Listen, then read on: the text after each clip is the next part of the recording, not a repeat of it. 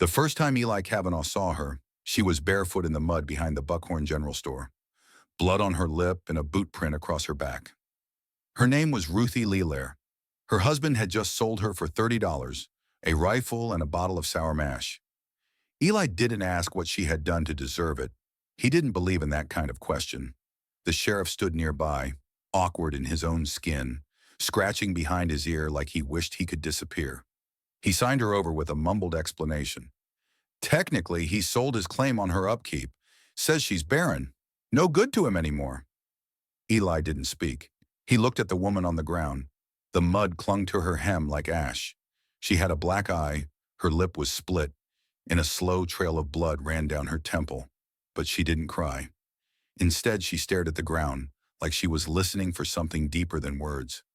Buying or not? The sheriff asked, glancing back toward the saloon where Ruthie's husband had stumbled off, laughing. Someone's got to take her. Eli reached into his coat, pulled out a wad of bills, and laid them in the sheriff's palm without counting. Get her off the ground, he said. She comes with me. That was how it started. No wedding, no papers, no name change. Just a trade made on a cold afternoon, with cattle bellowing in the distance and snow threatening to fall. Call me anything. You were mine. I was hungry then, he said. She drew her revolver, not aiming it at him, but letting him see the truth in the cold metal. You come near me again, she said. You'll find out what being nothing really feels like. Eli didn't move. The man backed away, cursing, clutching his ribs. Ruthie holstered her gun and turned toward Eli. Let's go, she said. He nodded and they left. The saloon remained silent behind them, no one daring to ask questions. The ride back was quiet, the snow falling in long, peaceful sheets. Eli glanced over at her. Her shoulders were relaxed, her mouth soft. You all right? He asked. She thought for a moment, then nodded. Yeah, I think I am. That night, Eli left her door slightly open. Not wide, just enough. In the early hours, she stepped through and lay beside him without a word. They didn't speak. They didn't touch. They simply breathed the same air, slow and steady. Eli didn't fall asleep for a long time. Not because he was restless, but because, for the first time in years, he felt something loosen inside him. The flowers nodded in the wind behind them, and neither of them let go. They didn't call it love, not with words. It came in the way she touched his shoulder before dawn, the way he left coffee warming for her on the stove, and the way their silences folded around them, like old blankets too worn to replace. Ruthie took over the bookkeeping, the wages, the hiring. She made sure the younger ranch hands washed behind their ears and didn't cheat the feed tally. She was good at running things, not because she was loud, but because she missed nothing. The men respected her. Even the older ones who had once called her the bought woman now tipped their hats and said, Ma'am? No one dared cross her. Eli kept his distance where necessary. He let her become what she was becoming without asking her to explain it. She didn't belong to him, but he had started to belong to her. Trouble started with a fire near the northern pasture. 3 cattle burned alive, trapped against a fallen fence. Someone had cut the rails and left oil-soaked rags in the grass.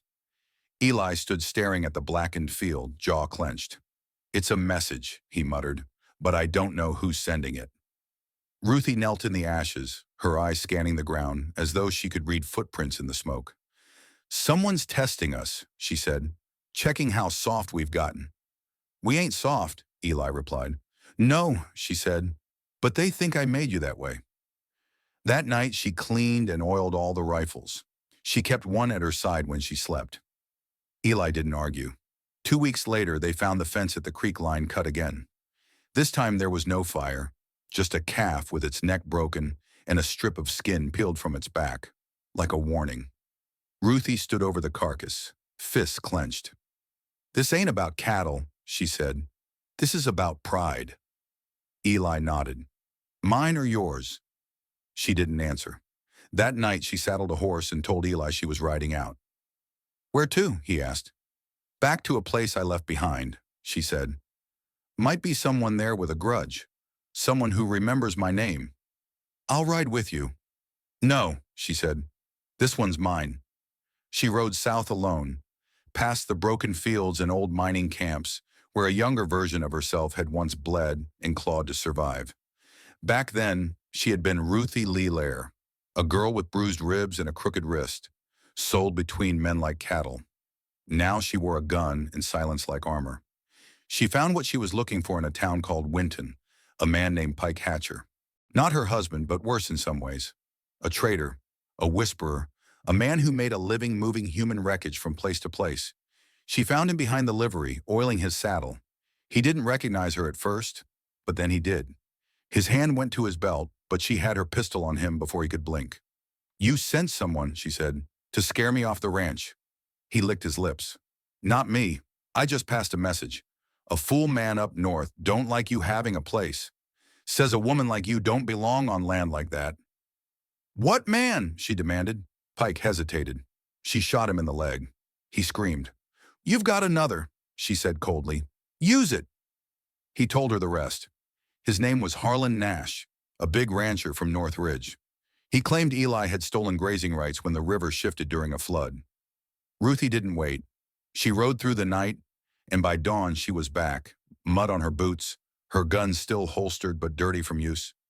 Eli met her on the porch. "Did you find what you needed?" he asked. "I found the reason they think I'm weak," she replied. He didn't ask for details.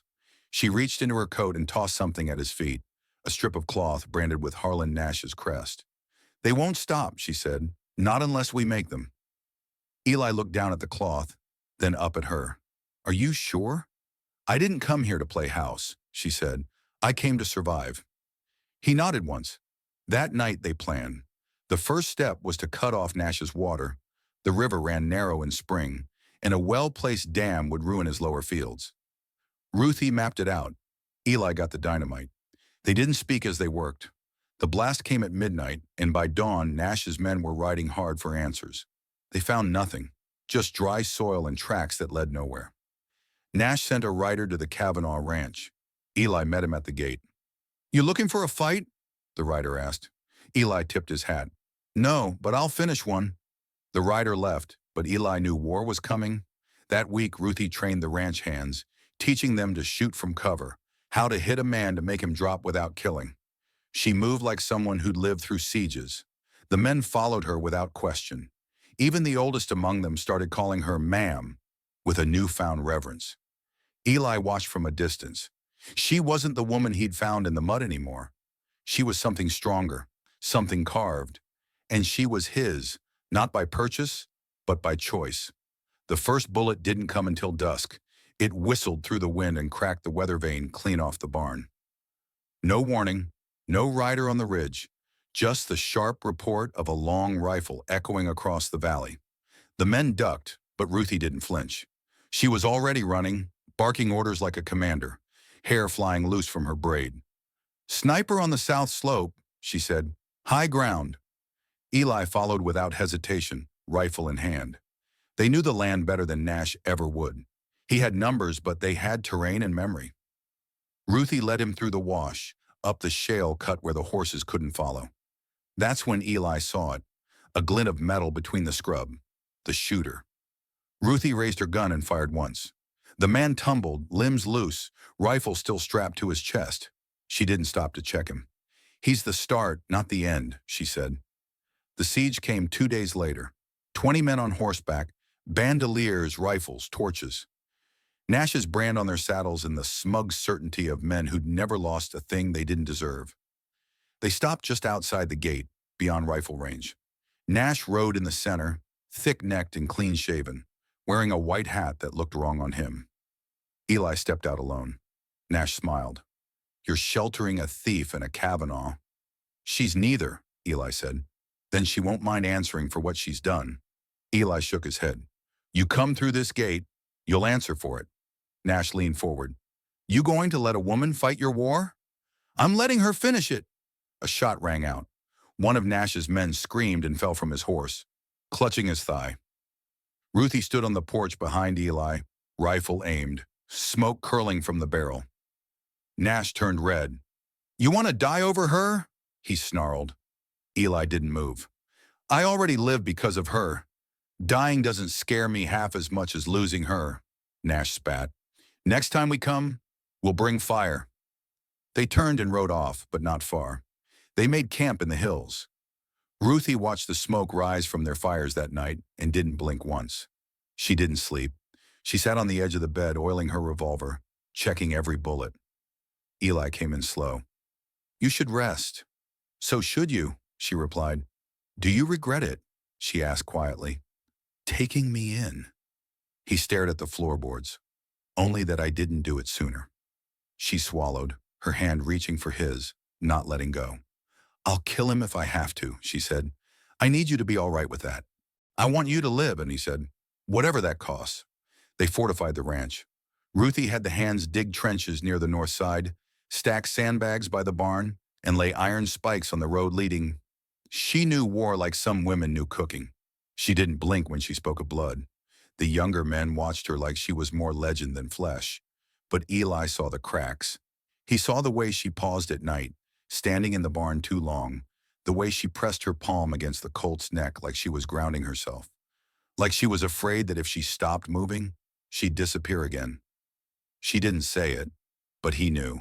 Fighting this war meant stepping into the woman she once had to be, the one who learned to survive with nothing but her hands in silence. He hated it, hated that the world needed her sharp to stay safe. But he didn't stop her. The fire came the next night. Nash's men rode in under the new moon, quiet as wolves, flanking from the west where the creek line made a natural funnel. They tossed burning bottles into the hay store, tried to drive the cattle into chaos, but Ruthie had anticipated it. Men were waiting in the shadows. They lit the backfires, turned the cattle with flares, blocked the riders with buckshot and hard steel. Ruthie moved like a phantom. She took out 3 men herself, one with a clean neck shot, another she dragged from a horse and hit with the butt of her rifle. She wasn't graceful, she was devastating. When dawn came, 5 of Nash's men were tied and bleeding. The rest fled. Nash himself was among them. She knew why. He was waiting, watching, saving himself for the last moment when it would hurt the most. 2 days passed. The ranch held. Ruthie sat on the porch, boots propped on the railing, bruised but calm. Eli joined her. They'll come back, he said. I'm counting on it. Why not run? She turned to him. Because if we run, we're just buying the next fight. If I leave this land, I go back to being a ghost, and I won't do that again. He nodded. I want to marry you, he said. She blinked. No papers, no priest, just you and me, and the earth under us. She stared at him like he'd bared his chest. You don't need to save me, she said. I'm not, he replied. I'm asking if you'll stay beside me while I save myself. She looked away, jaw tight. Then she stood, took a knife from her belt, cut a lock of her hair, and handed it to him. I do. They stood in the morning sun, hands dirty, faces tired, but they were whole. No crowd, no vows, just survival and a promise forged in ash. The final confrontation came not with thunder, but with silence. 3 nights after Ruthie and Eli bound themselves without witness, the wind died, the birds vanished from the trees, and the dogs refused to bark. Eli stood at the barn door, rifle in hand, as the horizon held a darkness that was too still to be night. Ruthie came up behind him, her breath calm, boots laced, revolver at her hip, and that knife, the same one she'd used to cut her hair for him, strapped at the back of her belt. Nash is coming, she said. Eli nodded. This wasn't about cattle or water or even land. This was the last gasp of a man who couldn't understand how a woman he dismissed had risen, stayed, and ruled. They came on foot this time. 6 men, Nash among them, walking with the certainty of snakes through the long grass. Their spurs quieted, their mouths tight. Ruthie and Eli met them at the eastern fence line. No ambush, no backup. Nash stood 10 feet away. His coat flapped once in the breeze, then hung still. You got no claim, Eli said. I don't want a claim, Nash answered. I want her dead. Ruthie stepped forward. Then draw. Nash looked past her to Eli. You let her speak for you now? She speaks for herself, Eli said. Always has. Nash's lip curled. I should have killed you when your man first walked away from you. Ruthie should have cut you open and buried what you were before it grew teeth. I remember what you are, she said. A coward in a big coat. She drew before he could blink. The first bullet hit his thigh. The second caught his collarbone, driving him back into the dirt. His men raised their weapons, but Eli already had his rifle leveled. "You'll die for him?" Eli asked. "Or walk away breathing?" None of them answered, but one by one, they dropped their guns and backed away. Nash writhed, groaning in the dust, hands clawing for a pistol he no longer had. Ruthie walked to him slow. "You were right about one thing," she said, kneeling by his side. "What I used to be is dead." She slid her knife from her belt, clean, quiet. "But what I am now is worse." He tried to speak, but his breath was leaving him. She stood and turned. "Leave him," she told Eli. "Let the worms teach him the rest." They buried the weapons the next day, not out of shame, but to say the war was over. Eli burned the blood-stained rags and buried the spent shells behind the stables. Ruthie washed her hands in creek water so cold it stung the bones. The ranch healed slowly. The cattle calmed. The men stayed on longer than they were paid to. There was something sacred now in the dirt, something neither bullet nor fire had touched. Ruthie built a small garden by the kitchen door, just herbs and onion bulbs at first. But they grew. Eli found her one afternoon sitting beside it, hat pulled low, a sprig of rosemary in her mouth. He sat beside her. "I don't dream of running anymore," she said. He nodded. "You dream at all?" She thought about it. "Sometimes I see that first night, the mud, my hands, you." "I see it too," he said. "It used to make me wake up screaming." "And now?" She smiled, just a little. "Now I wake up and reach for your hand." He took it. There were no vows to make, no prayers to say, just dirt, breath, and time. And in time, Ruthie became legend. Not the kind told in bar rooms or written in dime novels, but the kind whispered by women passing through with nothing but the clothes on their backs and fury in their hearts. She was the one who made it, not because she was saved, but because she saved herself and taught others how. The girl who was bought became the woman no one could afford to lose. And Eli, who thought his heart was buried with the war, with his brothers, with his silence, found it again in her, not by kindness, but by fire. They never left the ranch because they didn't need to. Everything they'd lost was gone. Everything they were building had already begun. And the land, bruised and burned, opened to them like a wound, learning how to scar.